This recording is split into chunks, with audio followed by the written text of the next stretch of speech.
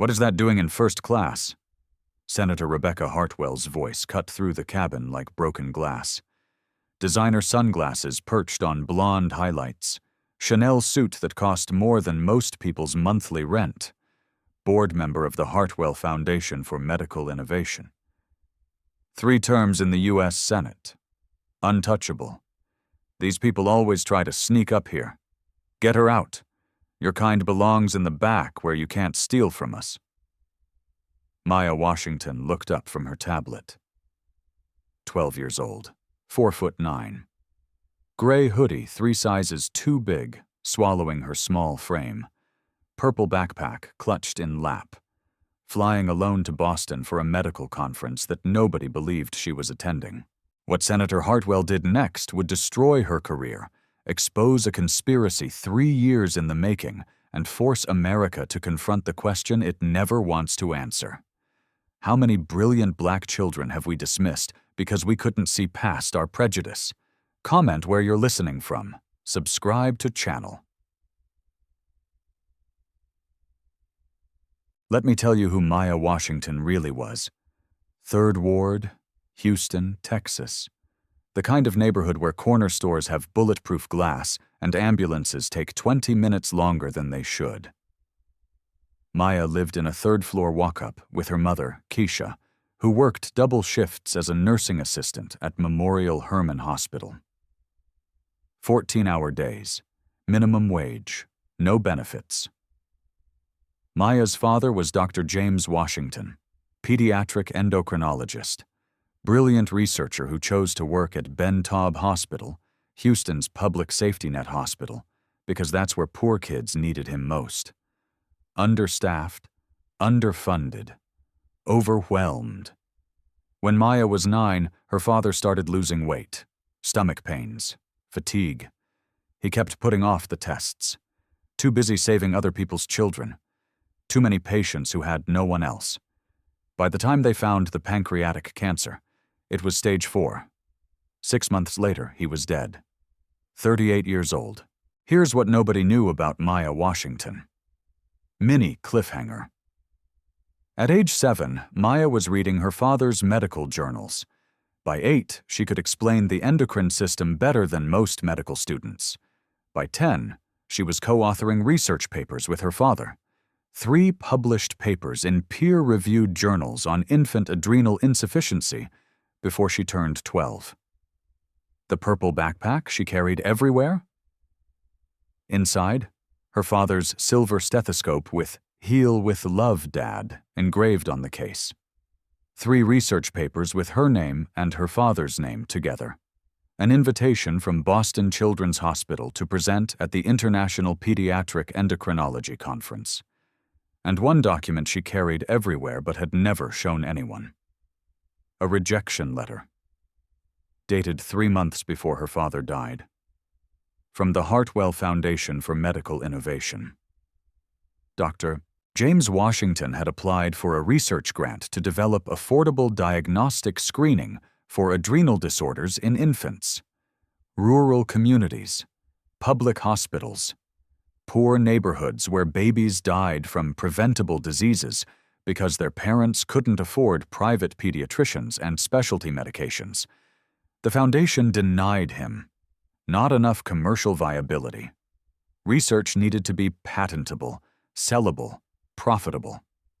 Saving poor kids didn't make financial sense.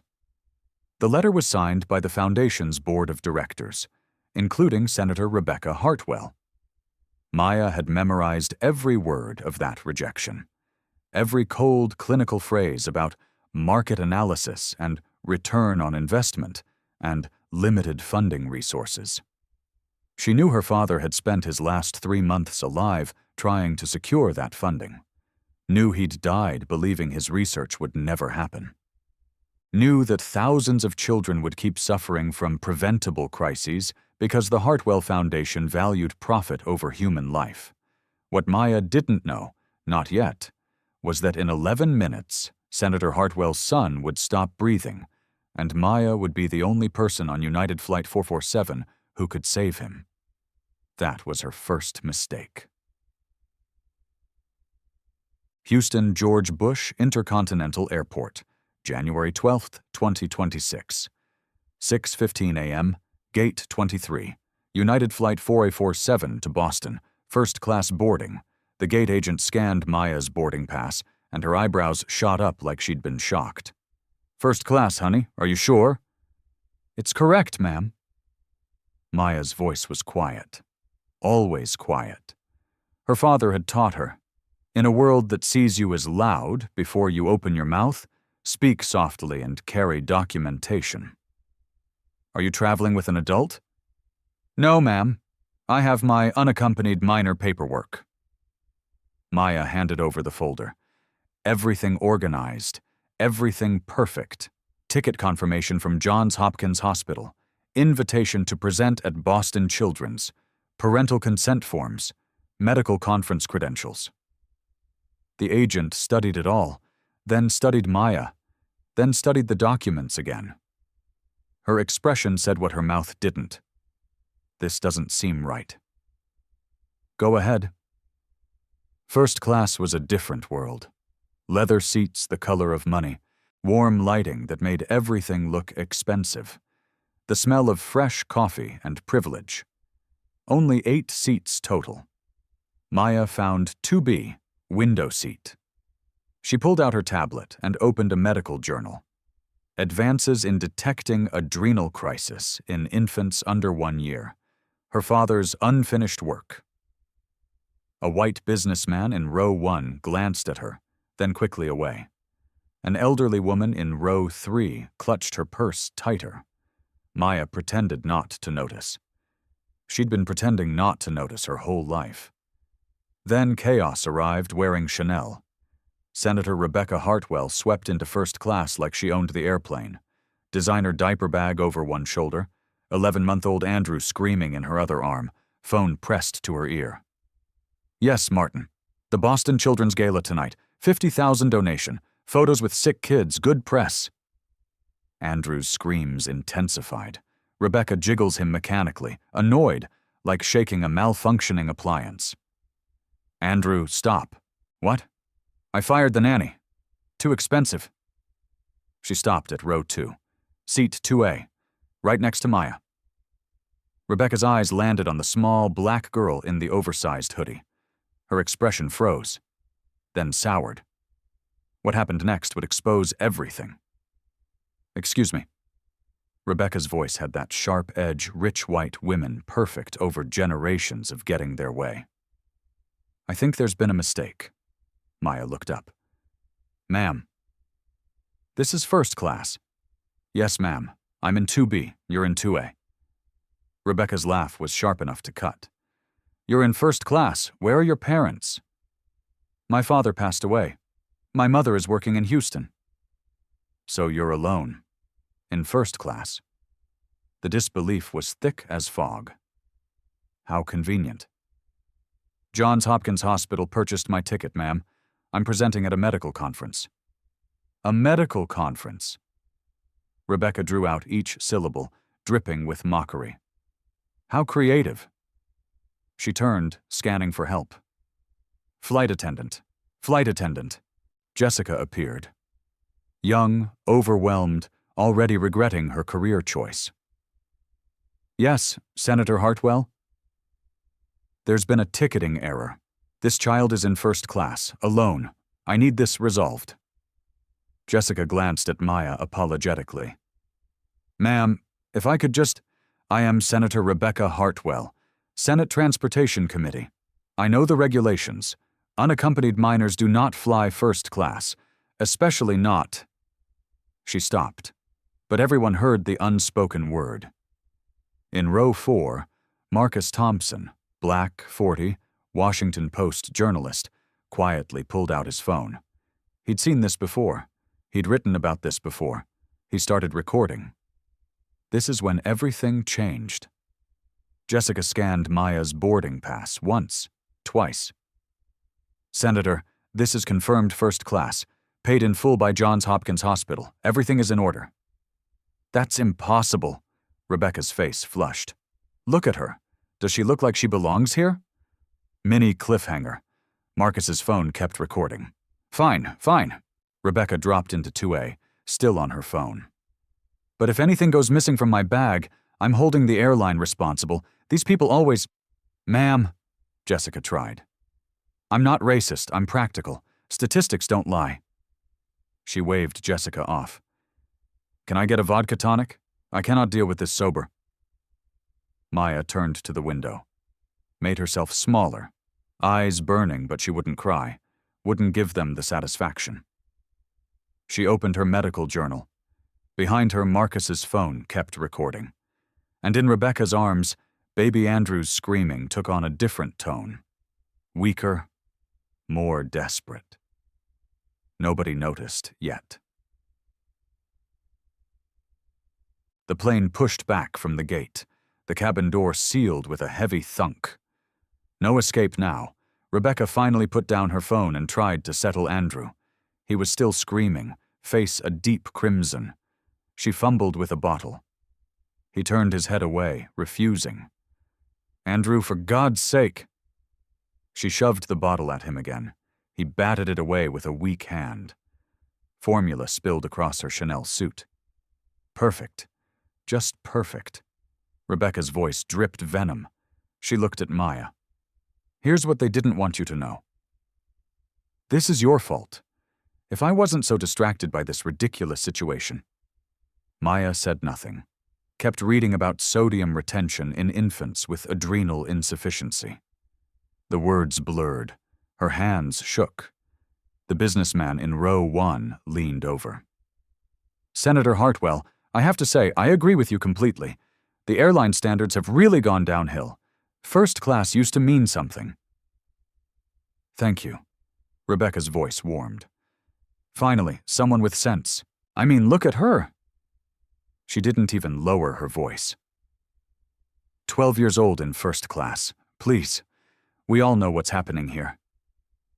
The elderly woman in row 3 nodded. My granddaughter is 12.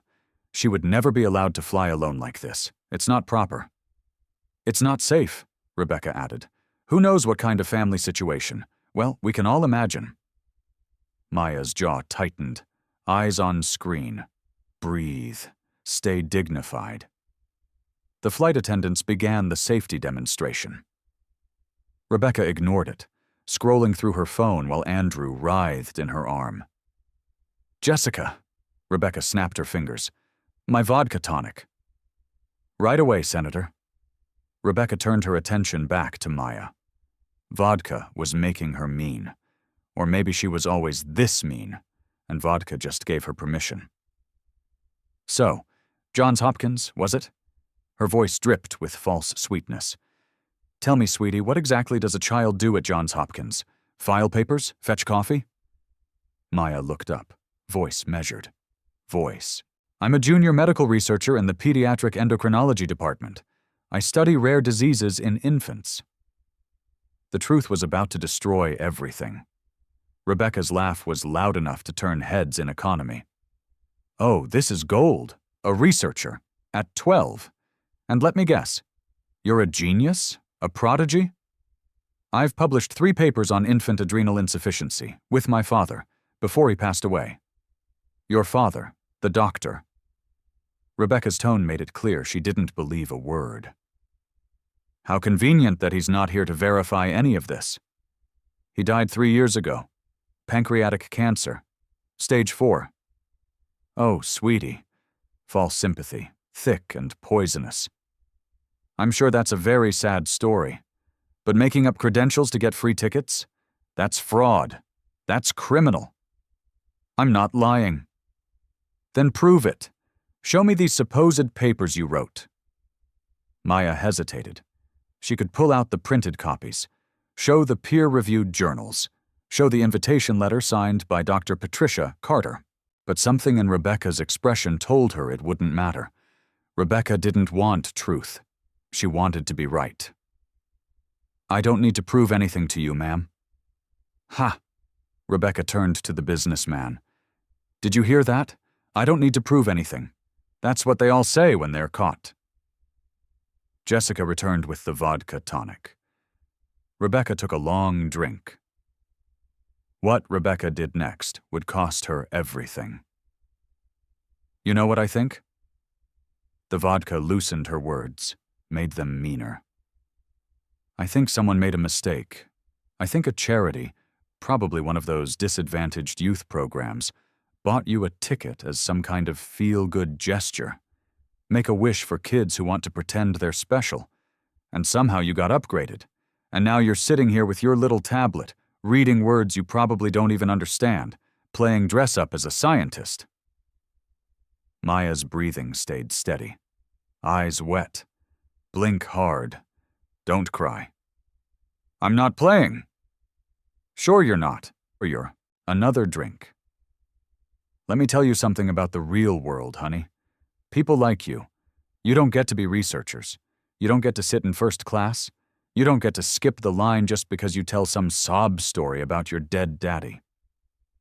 The cabin went silent. Even the flight attendants froze. Marcus in row 4 leaned forward, making sure his phone captured everything. There's an order to things, Rebecca continued, and you're out of order. Mini cliffhanger. Senator Hartwell. Jessica tried to intervene. Don't senator me. I'm doing this child a favor. Better she learns now. The world doesn't owe her anything. Not a first-class seat, not a fancy education, not respect. She spat the last word. Respect is earned, and she hasn't earned it. Ma'am, please. Maya's voice cracked. Oh, now you want to cry? Rebecca laughed. What did you think would happen? That you'd come up here, sit with your betters, and we'd all just nod and smile and pretend you belong? Andrew suddenly went limp in her arms. His screaming cut off mid-wail. Rebecca barely noticed. She was on a roll, flushed with vodka and righteousness. You know what really bothers me? It's people like you that make people like me look bad. I vote for personal responsibility. I vote for people to earn their own way. But then you show up with your fake tickets and your made-up stories and your... Ma'am. Maya's voice was different now. Urgent. Ma'am, your baby. Don't you dare tell me about my baby. He's not breathing right. Rebecca finally looked down at Andrew. His lips had gone from red to pale. His chest was moving too fast, too shallow. His eyes were unfocused. What? Andrew? Andrew, baby? She jiggled him. He didn't respond. His little hand flopped loose, revealing the medical alert bracelet on his wrist. 3 letters engraved in silver. C-A-H. Maya saw it. Her blood went ice cold. This is when Maya made a choice that would cost everything. Ma'am, when did Andrew last eat? What? This morning. I don't know. The nanny, usually. Does he take medication? Daily medication? What are you? Jessica! Rebecca was screaming now. Jessica, something's wrong with my baby. Andrew's breathing was getting worse. Rapid gasping. Maya unbuckled her seatbelt. The plane was still taxiing toward the runway. Ma'am, I need you to listen very carefully. Your son has CAH, congenital adrenal hyperplasia. That bracelet, you know what it means, right? Rebecca stared at her, then at the bracelet, then back at Maya, face blank. You don't know. Maya's voice was flat. You don't even know what disease your son has. The doctor said it was manageable. The nanny handles his medications. When did your nanny quit? Rebecca's face went white. 2 days ago. But I didn't think.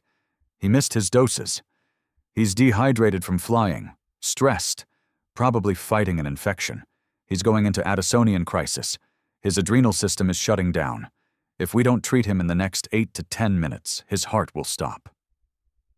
The cabin went silent. Rebecca stared at this 12-year-old child she'd just spent 10 minutes humiliating. Then she did something she'd probably never done in her life. What happened next will shock you. Help him. Please. Please help my baby. Maya stood frozen, every eye in first class on her. The businessman spoke up. "Senator, you can't seriously be asking a child—" "Shut up." Rebecca's voice cracked with terror. "Help him, please!" The plane's engines roared, approaching the runway. Jessica ran up.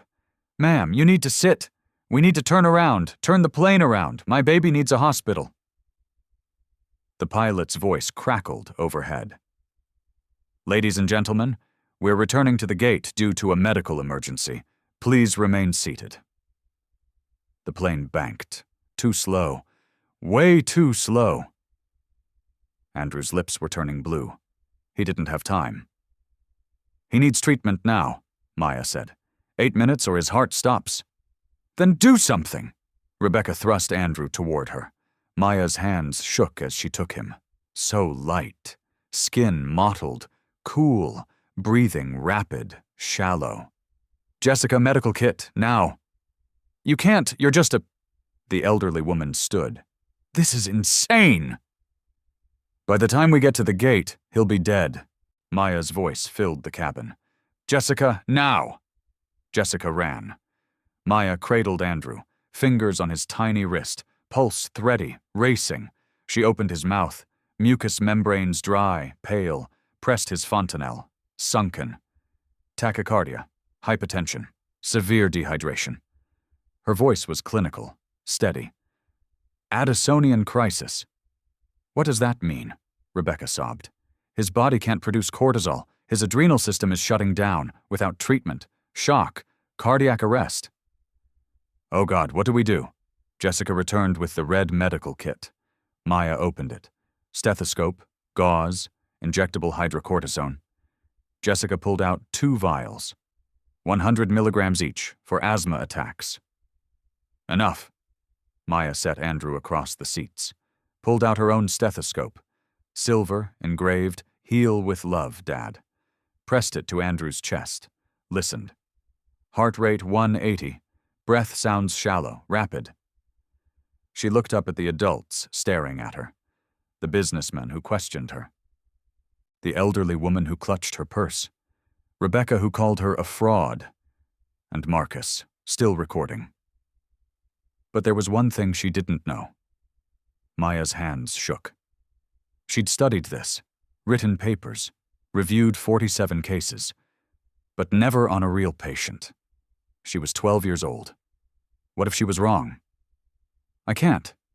Her voice dropped. "I'm not certified. You're the only person who knows what's wrong."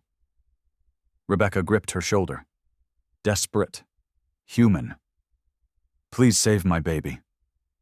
Maya looked at Andrew, eyes rolling back, breathing barely visible. Her father's voice. "In an emergency, baby girl, your hands can shake, but your mind stays steady. Trust what I taught you." Maya's hands stopped shaking. She drew up the hydrocortisone. 0.25 milliliters. 25 milligrams. "Jessica, call the gate. Paramedics with IV saline. Glucose, pediatric transport, Addisonian crisis. 11-month-old male, 10 kilograms. CAH patient, missed doses," Jessica radioed. Maya found the injection site. Andrew's tiny thigh. Wiped with alcohol. The cabin held its breath. "This will save you, baby." She pushed the needle in. Andrew didn't even flinch. Too far gone.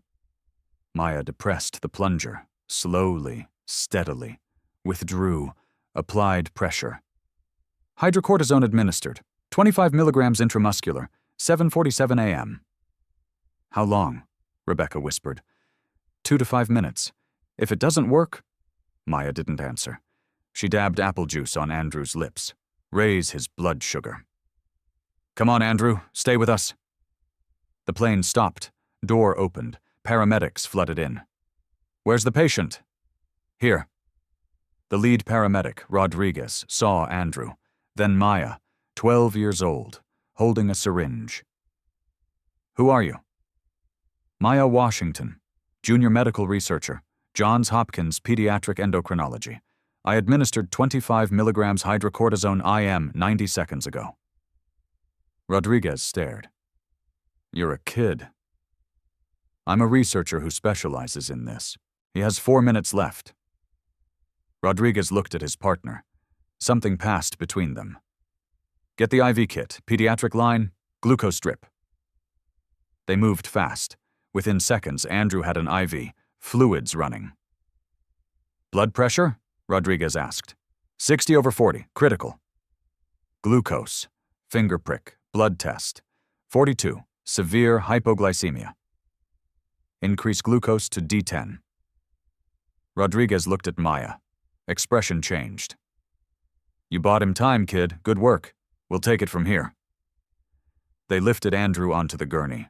Rebecca tried to follow. Ma'am, does he have other conditions? Medications? Allergies? I don't... The nanny usually... Rebecca looked lost. She didn't know her own son's medical history. The truth they buried for 3 years. He has CAH, Maya said quietly. Congenital adrenal hyperplasia. Salt-wasting type. Daily hydrocortisone. Probably fludrocortisone, too. The paramedic wrote it down. You got all that from a bracelet? And the symptoms. Rodriguez looked at Maya again. Really looked. How old are you? 12. Jesus. He shook his head. 12. And you just saved this kid's life. He held out his fist. Maya bumped it. They wheeled Andrew away. Rebecca followed, then stopped, turned back. She looked at Maya for a long moment. Silence.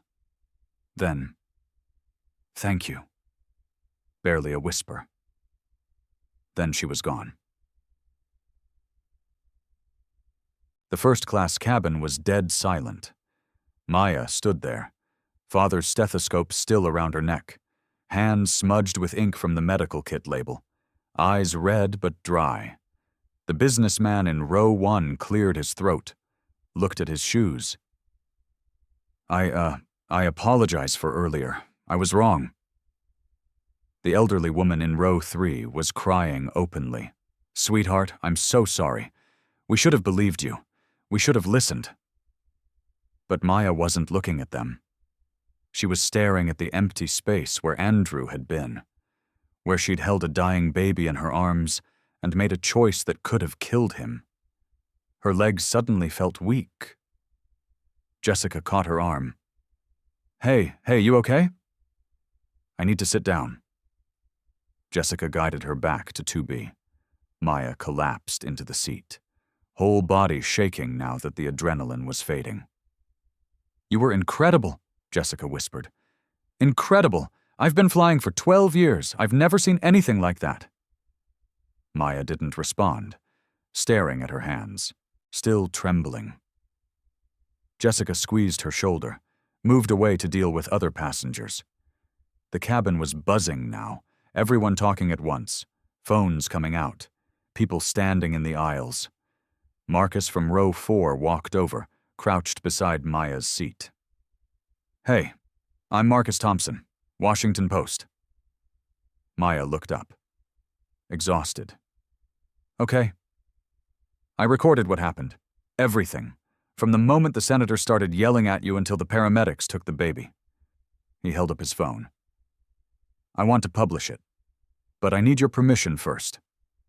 Maya shook her head. I don't want to be famous. I just want to do my work. I know. But that senator, Rebecca Hartwell, 3 months ago, she voted against expanding CHIP, Children's Health Insurance Program. She called it fiscal irresponsibility, said poor families were gaming the system to get free health care. Marcus's voice was quiet but intense. She pushes policies that literally kill poor kids because they can't afford medicine. And then you, a 12-year-old black girl she treated like garbage, saved her son's life. Maya was quiet for a long moment. Will it help other kids? Kids who get dismissed because of how they look? Yes. Then okay, but tell my mom's story too, and my dad's. I want people to know why this matters. Marcus extended his hand. Maya shook it. Deal. Mini cliffhanger. An announcement crackled overhead. Ladies and gentlemen, due to the medical emergency, This flight will be delayed approximately 1 hour while we complete incident reports and await a replacement crew. We apologize for the inconvenience." Groans rippled through the cabin, but then something unexpected happened. A woman from economy appeared at the first-class curtain. Black, maybe 30, wearing nurse's scrubs. "Excuse me, I heard what happened. Is the little girl here, the one who helped the baby?" Jessica pointed to Maya. The woman walked over, tears streaming down her face. "Baby, I'm a pediatric nurse. I was back there and heard everything. What you did." Her voice broke. "My son has KIH. He's 4 now, but when he was a baby, he had a crisis just like that. And if the ER doctor hadn't known what to look for, I would have lost him." She kneeled beside Maya's seat. "You saved that baby's life. You're a hero." Maya's eyes filled with tears. "I was so scared." "Of course you were, but you did it anyway. That's what heroes do." Other passengers were gathering now. An older black man, a young Latina woman with a baby, a white couple holding hands. "You made us proud," the older man said. "My daughter wants to be a doctor," the Latina woman added. "I'm going to tell her about you." The white woman stepped forward, hesitant. "I'm a teacher, and I'm ashamed. I saw you sitting there and I made assumptions. I'm sorry. I'm going to do better." Maya nodded, unable to speak. One by one, passengers came up. Some apologized, some thanked her, some just wanted to shake her hand. The crowd grew. People from economy streaming into first class just to see the 12-year-old who saved a senator's baby. But not everyone was celebrating. A white man in an expensive suit, row 7 economy, pushed through. "This is ridiculous. We're delayed because of this circus. The senator should sue the airline for letting an unaccompanied minor perform medical procedures. It's negligent. It's the reason that baby is still alive." Marcus stepped between him and Maya. "And if you have a problem with that, I suggest you take it up with your conscience." The man backed down, muttering. Flight attendants were trying to restore order, but it was chaos. People taking selfies with Maya, others calling family members. Someone started a hashtag. "Thank you, Maya." Maya just wanted to disappear. Finally, Jessica made an announcement. "Folks, I know everyone is excited, but Maya needs some space. Please return to your seats so we can prepare for departure." Slowly, reluctantly, the crowd dispersed. Maya pulled out her tablet, tried to focus on her presentation for Boston Children's Hospital, but the words blurred. She couldn't concentrate. A new flight attendant approached, older woman with kind eyes. "Sweetheart, the airline wants to upgrade your return ticket, and we'd like to offer you anything you want. Food, drinks, whatever you need." "I don't want anything, thank you." "Are you sure? I'm sure." The flight attendant hesitated, left a bottle of water and cookies on Maya's tray table. Anyway, an hour later, the plane finally took off. Maya stared out the window as Houston fell away below her. She touched her father's stethoscope. "I got him, Dad," she whispered. "I got him." Her phone buzzed. Text from her mother. "Baby, Dr. Carter just called me. She heard what happened. She's so proud. I'm so proud. Call me when you land. I love you." Maya typed back. "Love you too, Mama." She closed her eyes, tried to sleep. But every time she did, she saw Andrew's blue lips, heard Rebecca's voice. "Help him, please," felt the weight of that tiny life in her hands.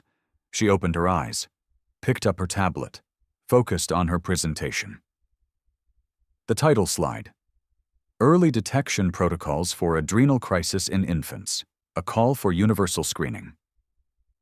Co-authors, Maya R. Washington and Dr. James Washington, in memoriam. She touched the screen where her father's name appeared. And finally she let herself cry. Not because she was scared, not because she was hurt, but because she knew. She knew her father would have been so proud. She saved a life today, just like he taught her. That was her biggest mistake. The plane leveled off at cruising altitude. Cabin lights dimmed. Most passengers settled in to sleep. But in row 4, Marcus was already writing. His laptop screen glowed in the darkness. The headline forming, "Senator who voted against children's health care watches, 12-year-old black girl. She insulted save her son's life." Below it, the video, already uploaded, already processing. In 3 hours, when they landed in Boston, it would have 47,000 views. By tonight, 8 million. By tomorrow, the world.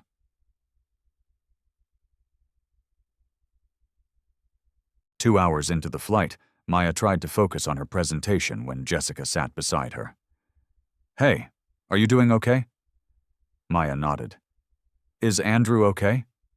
"I called the hospital. He's stable. Pediatric ICU, but stable. They said 2 more minutes and—" Jessica's voice caught. "You saved his life." Maya looked at clouds below. "My dad would have been faster. Wouldn't have hesitated. Your dad sounds amazing." "He was." Maya pulled up a photo. Her and her father in his white coat.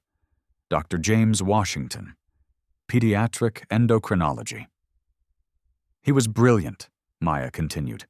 "He used to take me to the hospital on weekends. Let me observe. By 10, I was reading his journals. He said I had the gift. We co-authored 3 papers before he died." "What happened?" Maya's smile faded. "Pancreatic cancer, stage 4, worked at a public hospital, understaffed, underfunded, had symptoms for months but kept putting off tests, too busy saving other people's kids. When they diagnosed him, too late, dead 6 months later, 38 years old." "Oh, Maya." "The hospital couldn't afford newer treatments. He could have saved thousands more kids. The system killed him." Jessica wiped tears. Here's what nobody knew about the conspiracy. "The worst part," Maya continued, 3 months before he died, he applied for a research grant, wanted to develop cheap diagnostic tests for adrenal disorders in infants, for poor communities, public hospitals, rural areas, save kids like Andrew before the crisis hits. What happened? Denied. The foundation said not commercially viable. Wanted research that could be patented, sold, profitable. Saving poor kids didn't make financial sense. What foundation? The Hartwell Foundation for Medical Innovation. Maya showed the rejection letter. Founded by Senator Hartwell's father. She sits on the board. Silence. Jessica's face went pale. The woman who denied your father funding for research that could have saved her own son is the same woman whose son you just saved? Yes. Maya's laugh was hollow. Jessica stood. People need to know. They will. Marcus is writing it. Another passenger approached. Dr. Patricia Carter, 55, Asian, business suit, row 6. Maya, I can't stay silent anymore. Maya's eyes widened. Dr. Carter, what are you doing here? Same conference. Was going to surprise you. Dr. Carter sat. But you surprised me first. What you did back there, that was resident-level medicine. Just what Dad taught me. He taught you well, but Maya... Dr. Carter paused. You hesitated before the injection. Doubted yourself. I'm 12. Never treated a real patient. What if I was wrong? But you weren't. Know why? You've studied 47 cases. Read every paper on infant adrenal crisis. Simulated this 100 times. Your knowledge is real. Your skill is real. Only thing holding you back is the world saying you're too young. Maya looked down. Sometimes I believe them. I know. But today, you proved them wrong. Every person who saw just a kid. You showed who you really are. Dr. Carter pulled out an envelope. I'm giving you this early. Maya opened it. Boston Children's Hospital letterhead. Dear Maya Washington, we are honored to present you with the James Washington Memorial Award for Excellence in Pediatric Research. In addition, we offer you a full scholarship to our medical training program for exceptional young scholars beginning fall 2026. Maya's hands trembled. Dr. Carter, your father would be so proud. I'm proud. After today, the whole world will know your name. Maya stared at the letter. Her father's name memorialized. The scholarship that changed everything. Proof that her work, her sacrifice, her endurance, it all mattered. She thought of Rebecca's voice. You don't belong here. The businessman's doubt. The elderly woman's fear. Every teacher who looked at her like she was too young, too small, too different. Her father's last words. Never let them make you small, baby girl. She's not small. She never was. What Maya didn't know yet. While she'd been flying, Marcus's video had gone viral. 8 million views and climbing.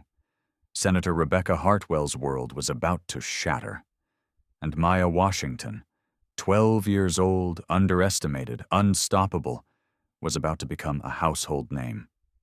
Mini cliffhanger. The plane touched down at Logan International at 11:47 a.m. Maya's phone exploded the moment she turned it on. 47 missed calls, 134 text messages, hundreds of Twitter notifications, Instagram blowing up. What the? Maya scrolled through her phone, stomach sinking. The video was everywhere. Marcus posted it 3 hours ago. Caption: Senator Rebecca Hartwell, who voted against children's health care funding, screams at 12-year-old black medical researcher, then watches that same child save her son's life. This is what judgment looks like. This is what grace looks like. Meet Maya Washington. 8.2 million views, 42,000 retweets. Every major outlet picked it up. CNN, MSNBC, Fox News, Washington Post, New York Times. Her phone rang. Boston number. Hello? Ms. Washington, this is Bradley Carter from CNN. We'd love to have you on tonight. Hang up. Another call. Maya Washington? Rebecca Goldstein. Good morning, America? Hang up. Another. Book deal. Hang up. Movie rights. Hang up. Dr. Carter put a hand on her shoulder. Turn it off, just for now. Maya powered down her phone. But as they deplaned, she saw it. Airport TVs everywhere, all news channels, her face on every screen, the video playing on loop. A CNN anchor. Senator Hartwell has released a statement. Quote, I want to publicly apologize to Maya Washington for my behavior on Flight 447. I was stressed, frightened for my son, and I allowed my fear to manifest as cruelty toward a child who ultimately saved my son's life. I have no excuse. I am deeply sorry, and I am grateful beyond words. The anchor continued. However, the damage may be done. Senator Hartwell's voting record on children's health care is now under intense scrutiny. Multiple advocacy groups are calling for her resignation. Maya walked faster. Head down. They were halfway through the terminal when she heard it. Maya Washington. She turned. Senator Rebecca Hartwell was running toward her. Still in her vomit-stained Chanel suit. Mascara smudged, hair falling out. She looked nothing like the polished politician from the plane. She looked like a mother. Security tried to stop her. Ma'am, you can't. Maya, please. Maya stopped, waited. Rebecca reached her, breathless. I need to talk to you, please, 5 minutes. You should be with your son. He's stable, with specialists. They said I should find you. Rebecca's voice cracked. They said you saved his life. The doctors. They said if you'd waited 3 more minutes, cardiac arrest. They said your diagnosis was perfect. Your treatment was perfect. They said... Her voice broke entirely. You knew more about his condition than I did. His own mother. Silence. This is when the truth came out. "I didn't know what CAH was," Rebecca whispered. "His pediatrician told me at 6 months, said it was manageable, gave prescriptions. I hired a nanny to handle medications. I never learned, never thought I needed to. Too busy, too important." "Your nanny quit 2 days ago. How did you? You told the flight attendant you didn't know when Andrew ate, didn't know his medication schedule, didn't recognize adrenal crisis symptoms even though he's been diagnosed for months. You didn't know because you didn't want to know." Rebecca flinched like she'd been slapped. "You're right, absolutely right. I failed him. Failed him so badly that a 12-year-old stranger knew how to save him better than his own mother." Tears streamed down her face. "And the worst part, the absolute worst, is that I stood on that plane and treated you like you were worthless. Like you were nothing. Like you didn't belong. When the truth is you are everything I should have been. Smart, prepared, knowledgeable, caring. You knew my son's condition better than I did. You cared about his life more than I did in that moment, and I—" Her voice dropped. "I called you a liar, suggested you stole your seat, looked at you and saw everything I've been taught to despise, and I was wrong, and God, I was so wrong." Maya stood very still. People were staring. Dr. Carter had a hand on Maya's shoulder. Airport security hovered. This was the moment where Maya could destroy her. Publicly shame her.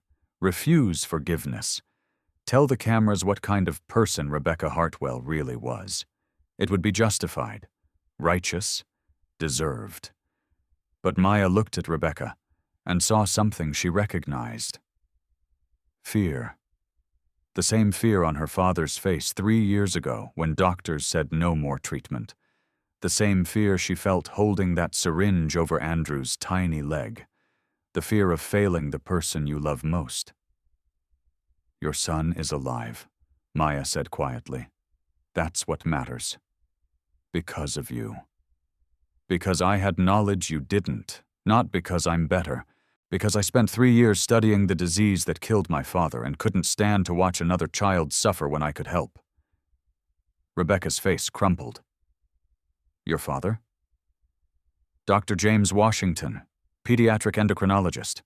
Died 3 years ago from pancreatic cancer. Stage 4. Diagnosed too late because the public hospital where he worked couldn't afford adequate screening. He spent his last months trying to get funding for research that would help kids like Andrew. Kids in poor communities. Kids whose parents can't afford private pediatricians and specialty medications." Maya pulled out her tablet. Showed Rebecca the rejection letter. What she found next would change everything. "Your family foundation denied him. You personally voted against funding that would have expanded his research. You said it wasn't fiscally responsible." Rebecca read it, hands shaking.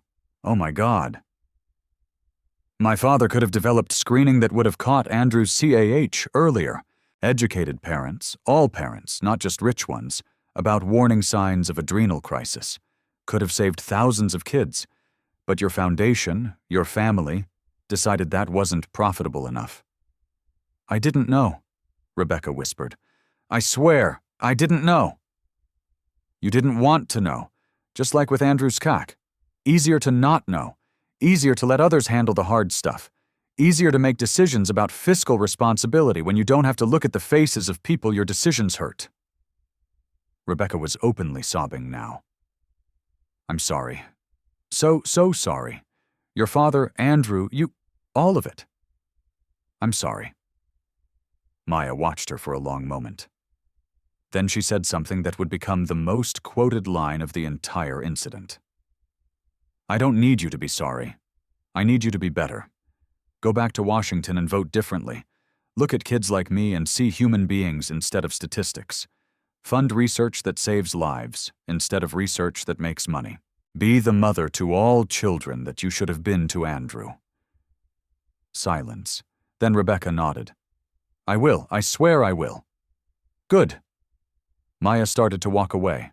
then stopped. And Senator? Learn what CAH means. Learn his medication schedule. Learn the signs of adrenal crisis. Be his mother, not his nanny's employer. His mother. Rebecca was still crying when Maya walked away. An hour later. Boston Children's Hospital. Maya stood at a podium before 50 reporters, Dr. Carter beside her, Marcus on the other side. Behind them, International Pediatric Endocrinology Conference banner. "I'm not here to talk about the plane," Maya said into the microphone. "I'm here to talk about thousands of children who die every year from preventable diseases because they don't have access to the same health care as wealthy families. About the fact that CAH, manageable with daily medication, becomes deadly when parents can't afford proper medical care. About why research into affordable diagnostics gets rejected while profitable pharmaceutical research gets millions." Reporters scribbled frantically. "My father spent his life trying to fix these inequalities. He died because of them. I'm standing here because I don't want any other 12-year-old to grow up without their father because the system values profit over people." A reporter raised her hand. "Maya, do you blame Senator Hartwell for your father's death?" Maya paused. "No. I blame a system that lets politicians make healthcare decisions based on money instead of human lives. Senator Hartwell is a product of that system. So was I on that plane, just on the opposite end. The difference is today she has a choice. She can keep voting the same way or she can change. We all have that choice. What do you want people to take away?" Maya looked directly into cameras. "That intelligence doesn't have an age limit. Expertise doesn't have a color. The kid sitting next to you might be the one who saves your life.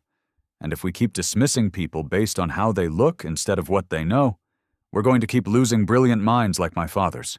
We can't afford that. Children can't afford that." She stepped away. The room erupted in applause. Comment where you're listening from. 3 days later, Friday afternoon, Boston Children's Hospital.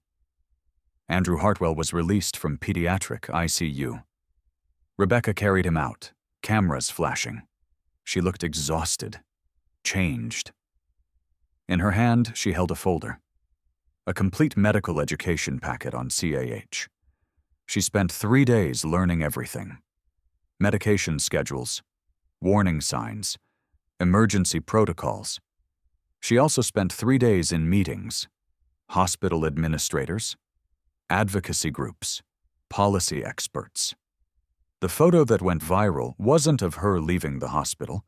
It was of her standing in the hospital's research wing, writing a check for $5 million, the James Washington Memorial Research Grant, a program to develop affordable diagnostic screening for rare pediatric diseases in underserved communities.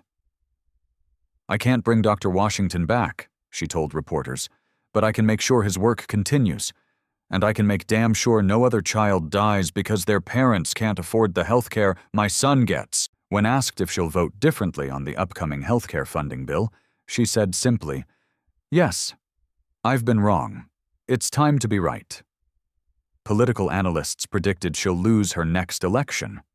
Conservative donors were already pulling funding. Rebecca Hartwell didn't seem to care. Mini cliffhanger.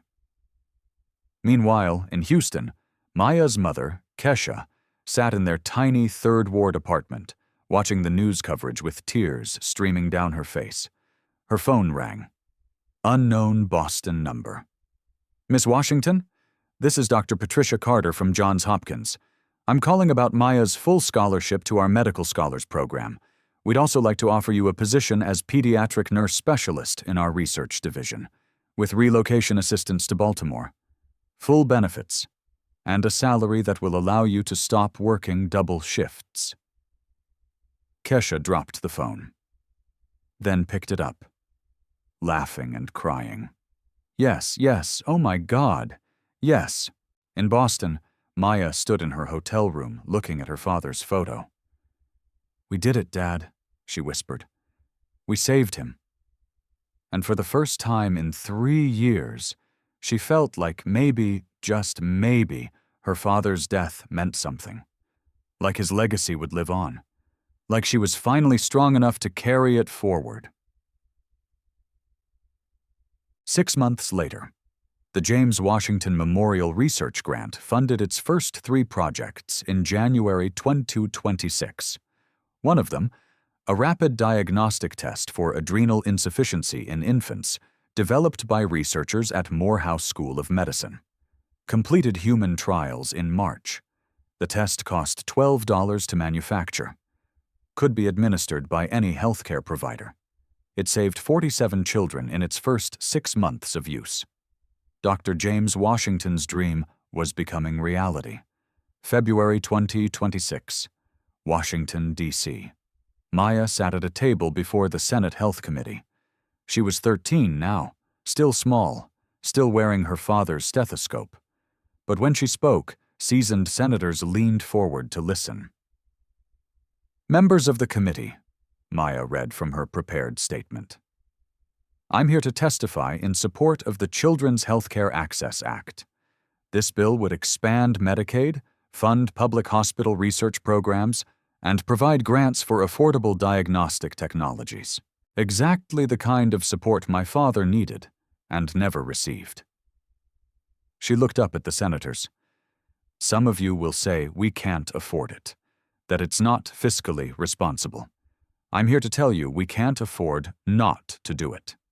Because every child we lose to preventable disease is a future doctor, scientist, teacher, leader we'll never have.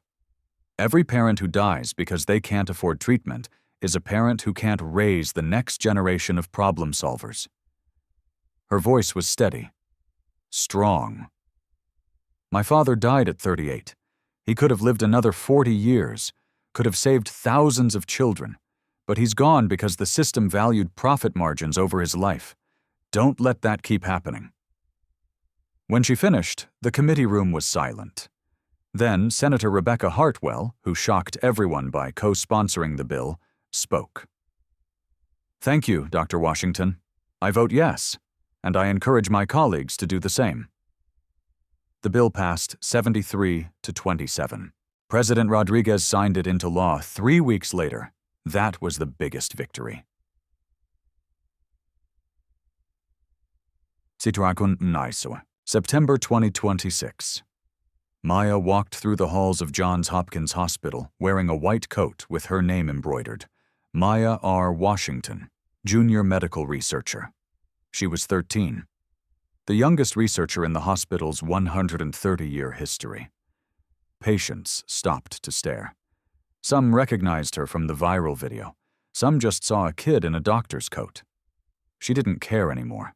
She walked into the pediatric endocrinology research lab. Her team. Dr. Patricia Carter smiled. "Ready to change the world?" Maya touched her father's stethoscope. "I already started."